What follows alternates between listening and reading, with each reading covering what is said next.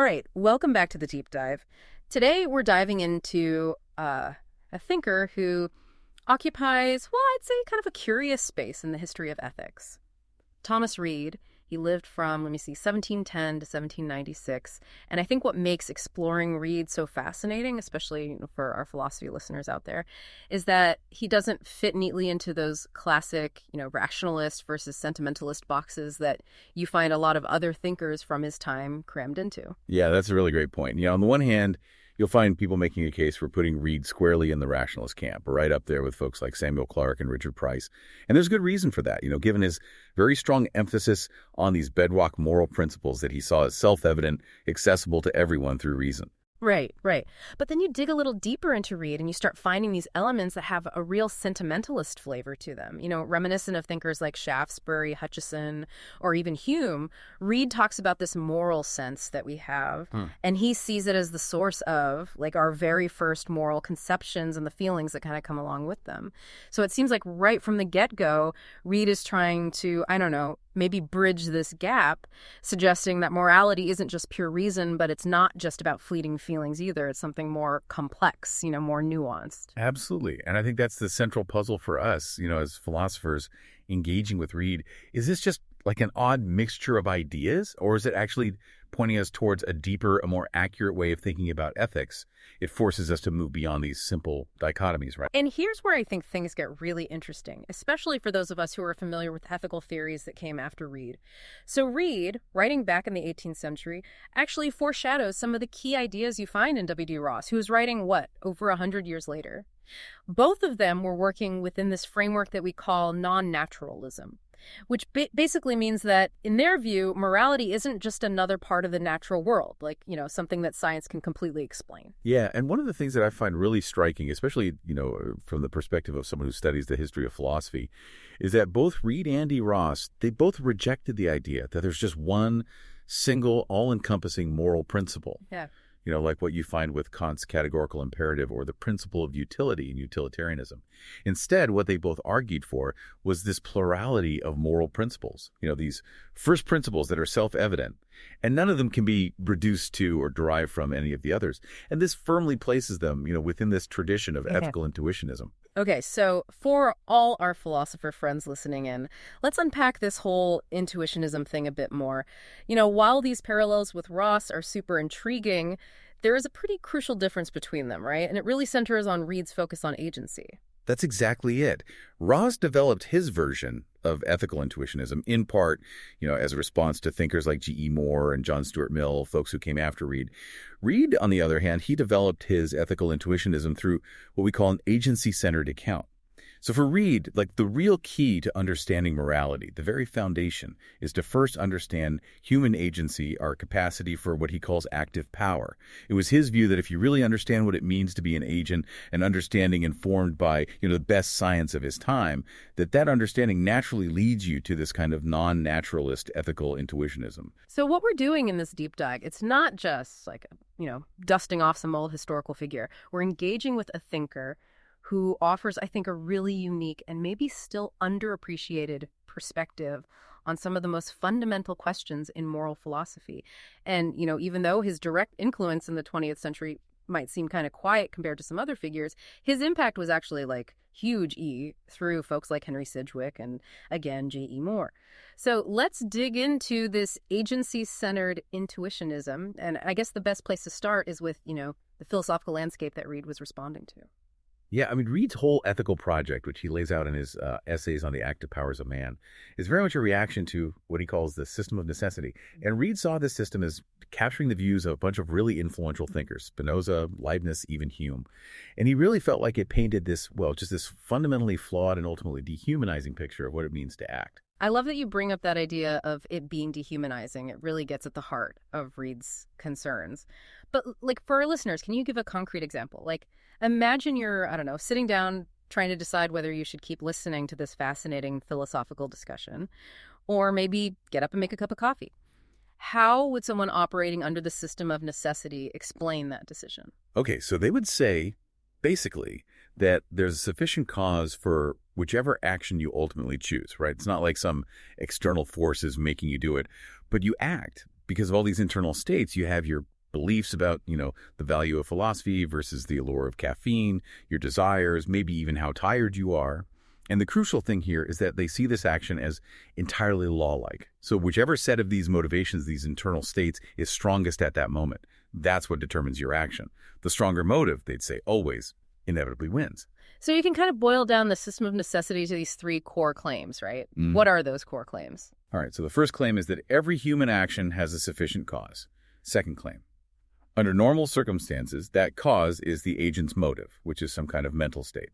And the third claim, every action falls under a law where the strongest motive, necessarily like it has to, result in that action. And for Reid, why was this framework so problematic? Like, what were his big objections, especially as someone who is so focused on trying to understand human agency? Well, his main objection was that he thought this view completely undermined genuine autonomous human agency. And he saw this happening in a couple of key ways. Firstly, he said, truly autonomous actions are ones that we can properly attribute to the agent themselves, to the person. But if this system of necessity was true, then the things we do, even though they might seem like they're ours, are really just the inevitable outcome of like these internal drives and impulses battling it out inside of us. We as agents, we become almost like, Reid uses this metaphor of a theater where these mental states are putting on a show, and we're not really the actors, Right. The human agent is reduced to just the stage, basically. And so the action isn't really yours in any meaningful sense. So what was that second aspect of autonomy that Reid felt like the system of necessity was missing? The second thing was the agent's capacity for control. The ability to exercise control over your impulses through reflection. Like going back to our coffee example, if you are truly autonomous, you don't have to give in to, whatever your strongest immediate desire is. You can step back, you can deliberate, and you can ask yourself, okay, should I act on this desire? What are the reasons for and against it? And that leads us directly to Reid's idea of, rational principles of action, right? This distinctly human capacity to consider our good on the whole and our sense of duty. Exactly. Those two principles give us this framework, right? We can evaluate our desires, our inclinations. We can ask, okay, would acting on this desire actually contribute to my overall well-being, my flourishing in the long run? And we can ask, is there some moral obligation that compels me to do this or maybe prohibits me from doing it? And for Reid, this ability to step back, to kind of like assess our impulses through the lens of reason, through these principles, that's what separates humans from what he calls brutes, from animals. Yeah, he draws this pretty sharp line there. He's saying animals are just like determined by whatever impulse is strongest in that moment. They don't have this ability to govern themselves or even to like understand the concept of law. Right. Animals can be trained, right, like through conditioning. But they can't be governed by law in the same way that humans can, because they don't have this understanding of obligation, this ability to regulate their behavior based on abstract principles. And so what Reid proposes is what we might call a regulation account of autonomy. He's saying we're autonomous beings because we can regulate our behavior. We can appeal to these two rational principles when we're considering different impulses, different actions. And this whole dimension of like reflective self-governance, that's what's missing from the system of necessity.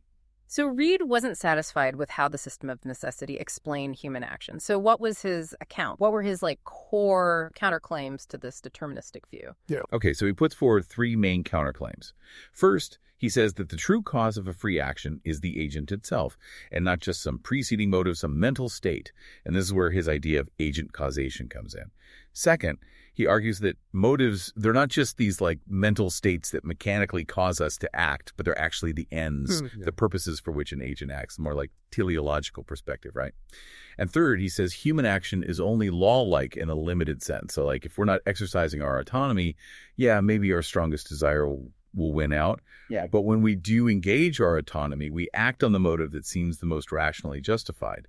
The one we see is the best reason. Okay, let's unpack this whole agent causation thing a bit more. It seems like Reid's thinking here was heavily influenced by, get this, Newtonian science. Yeah, it definitely was. Reid, like a lot of intellectuals of his time, was really steeped in Newtonian physics. And his take on Newton was that it showed that matter itself is fundamentally inert, passive. Forces like gravity, he thought, they weren't inherent properties of matter, but they were impressed upon it by some external active cause. So from that, he concluded that matter, just by itself, doesn't really cause anything. And since he was totally convinced that causation was real and that agents are causes, it followed for him that, well, agents, who he didn't think could just be reduced to matter, they're the only true source of causal power. He even went as far as to suggest that, Newtonian science actually supported a version of mitigated occasionalism where God and also finite agents are where the real causal power resides. That's a pretty bold claim. Now, what about his idea that motives aren't causes and that they don't have real existence? That seems to go against, how we normally think about making decisions. It does seem counterintuitive, yeah. But it's really important to understand what Reid means by cause here. And, as we've been talking about, it's very tied to this Newtonian framework. So he saw causes as these active powers. And he didn't think of motives in that way. For him, motives are more like, abstract concepts, considerations that guide us. And when he says they don't have real existence, he's saying that they're not part of the concrete world in the same way that physical objects are. They exist as these, abstract ideas, possibilities that we consider when we're choosing what to do. Okay, that helps. But he didn't just completely dismiss the role of motives, right? He actually had this whole categorization of different types of motives, if I'm remembering correctly. Yeah, you're right. So in his essays, he distinguishes between three basic kinds of what he calls principles of action. And these are basically motives. So you've got mechanical, animal, and rational. Okay, break those down for me. So mechanical principles are our instincts and habits, pulling your hand away from a hot stove without even thinking about it. And then animal principles, those are more diverse. They include our affections, both the good ones like love and compassion, and the less good ones like resentment and jealousy. And then we've got the rational motives. How did Reid see those as different from the mechanical and animal ones? Right. So the rational motives, those are considered concern for our good on the whole and also our sense of moral duty. And Reid describes those as functioning more like, advice or exhortation. They don't compel us to act in the same way that an immediate impulse does. They kind of pull us through our understanding of reasons and obligations. Yeah. Whereas the mechanical and animal motives, those are more like impulses. They're pushing us in a more immediate way. So thinking about this from a philosophical perspective, how do all these different categories of motives fit into Reid's overall view of causation? Could we say that the mechanical and animal motives are causes in some sense? Maybe in a looser, more popular sense of the word cause, yeah. So think about it like this. When you do something voluntarily, using your active power, you decide to raise your arm. For Reid, that involves your act of willing it, and then your nerves and muscles doing their thing, and then your arm goes up. And we might talk about those different parts of the process as causes in a way, just casually. And similarly, with certain motives, we might say they initiate our actions or they influence them heavily, even if they're not agent causes in Reid's stricter philosophical sense. It's also important to remember, Reid's broader metaphysical picture. It included a big role for God's active power in the natural world.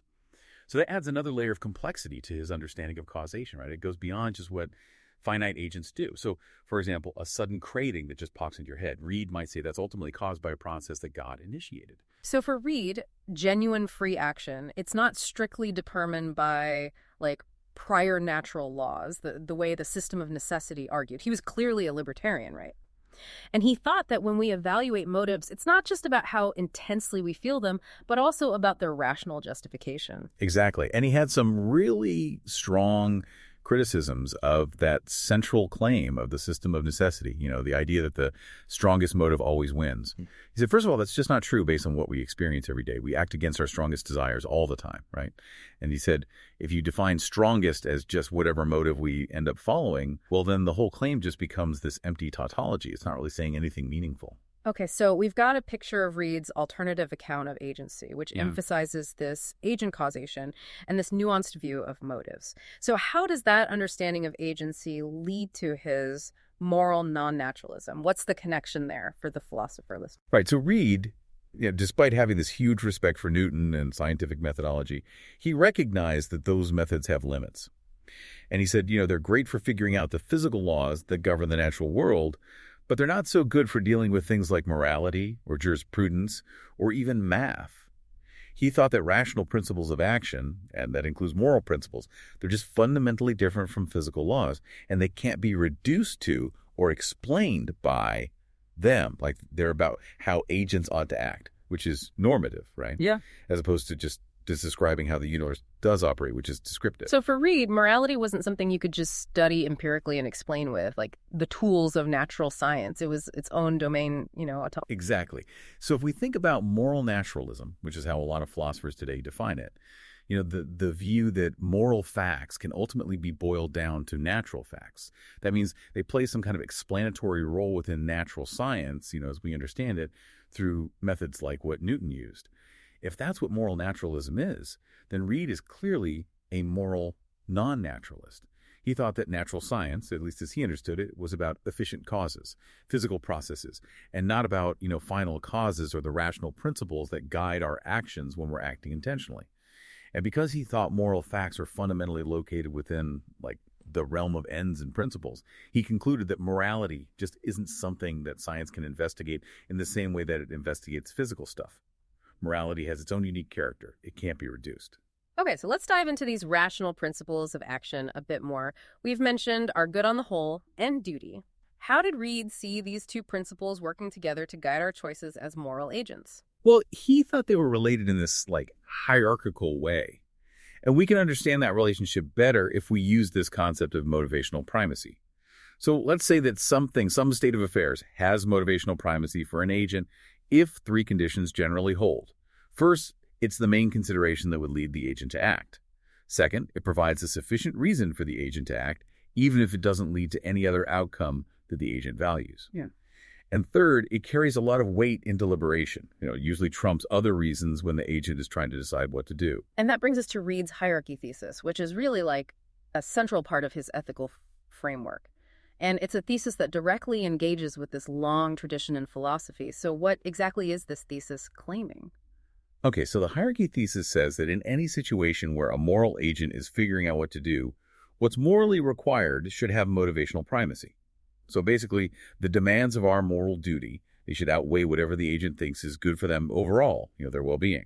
And that puts Reid in direct opposition to eudaemonist positions, right? Like those philosophical traditions that, stem from Aristotle, the ones that say well-being or eudaimonia is the ultimate goal of all our actions. Exactly. Eudaimonists, they generally say that our own flourishing, our well-being, that's what should have motivational primacy in our deliberations. And they often argue that everything we do either is or ultimately should be aimed at achieving our own happiness or fulfillment. But Reid, he pushed back against this view. I mean, he wasn't saying that we should just ignore our well-being, but he didn't think it should be the only or the ultimate principle guiding our actions. And he had some pretty compelling reasons for rejecting that view. What were some of his main arguments against the idea that, our good on the whole should be the only thing regulating our conduct? He had four main arguments, yeah. So the first one was that most people just don't have this super sophisticated understanding of life to really figure out what is truly good or bad for them in the long run. They can't apply this grand principle perfectly in all the messy situations they encounter. Second, he said that, a present immediate sense of duty, that's often way more motivating than some vague idea of what might be good for us way off in the future. Duty feels urgent, right? And it comes with this immediate possibility of guilt if we violate it. Those are good, practical points. What were his other reasons? Ones that maybe get more at the philosophical heart of what virtue is? His third point was that, okay, maybe if you're always pursuing your own good, you might develop a kind of virtue, one that's, commendable to some degree.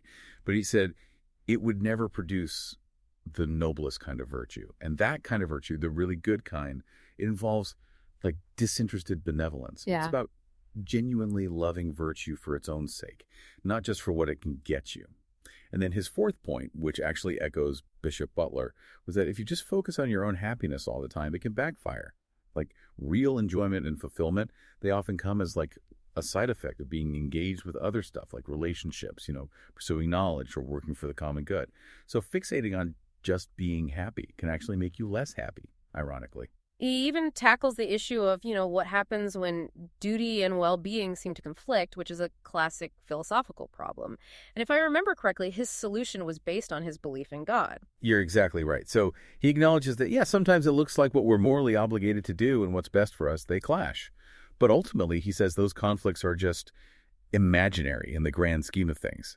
And this comes from his belief that, the world is governed by God, who is perfectly wise and good. And if that's true, then doing your duty can never ultimately be bad for you in the long run. Okay, let's move on to his understanding of moral principles now. He thought there were many of these principles, and he argued that they're self-evident, which is a core part of his ethical intuitionism.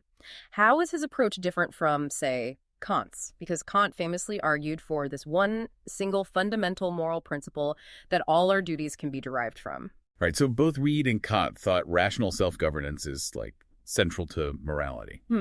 But their approaches are pretty different on this point. Kant, he was an ethical monist, right? He thought there's this one supreme moral principle, the categorical imperative, and you can logically deduce all our specific moral duties from it. Yeah. Reid, though, he rejected that whole idea. Mm-hmm. He said there isn't one master principle that everything else comes from.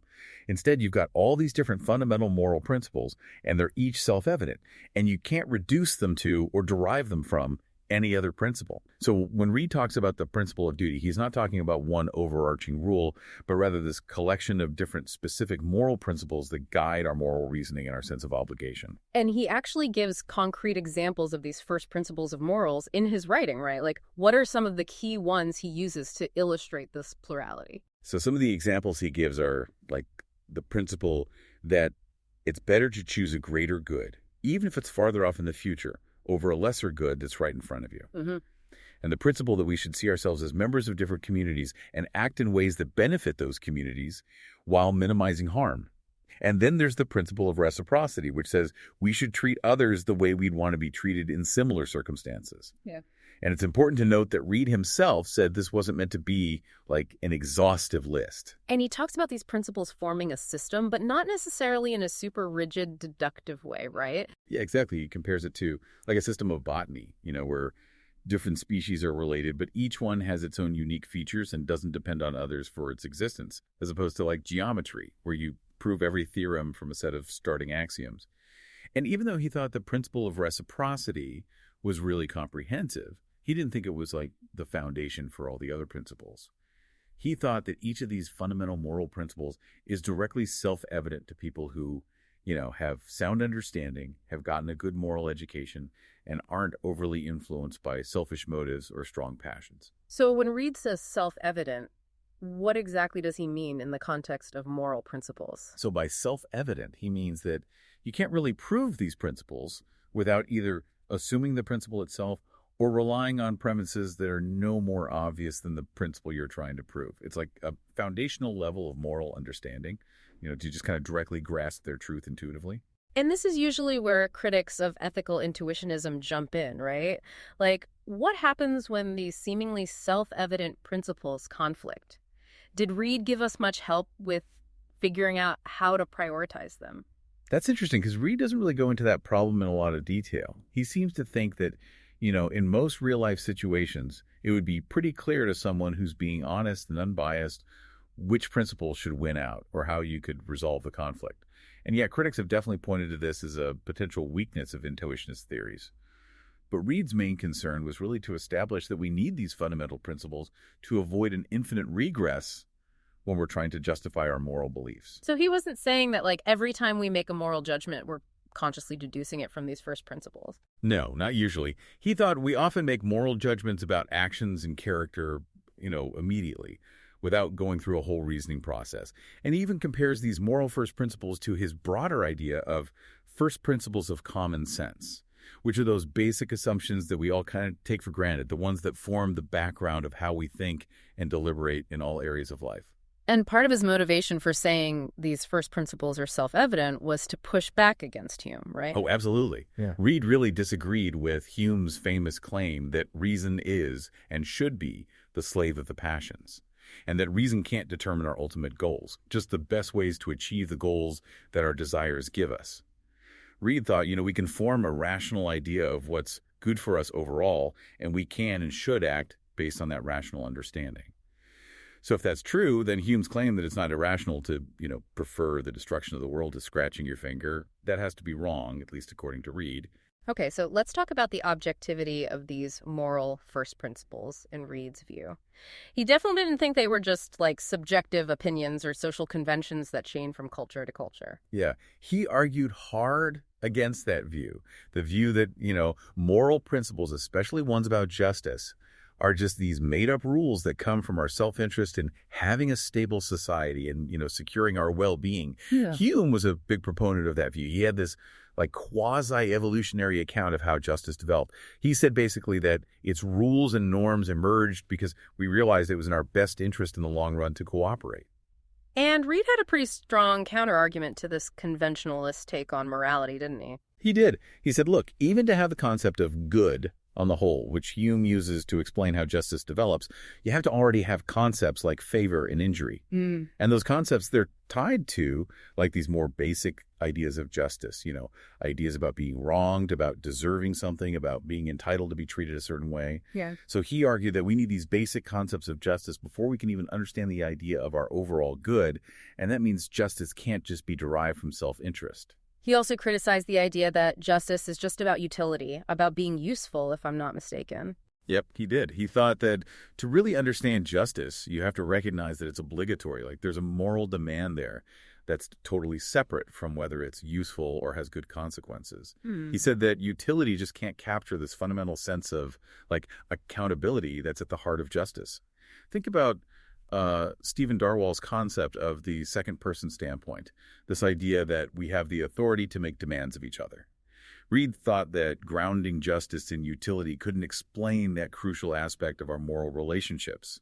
And he also rejected those views of morality that say it all comes down to our subjective feelings, like what Hutcheson and Hume argued. Reid said that basic moral principles, like the obligation to keep promises, they seem like they're necessarily true, not just contingent on how we happen to feel.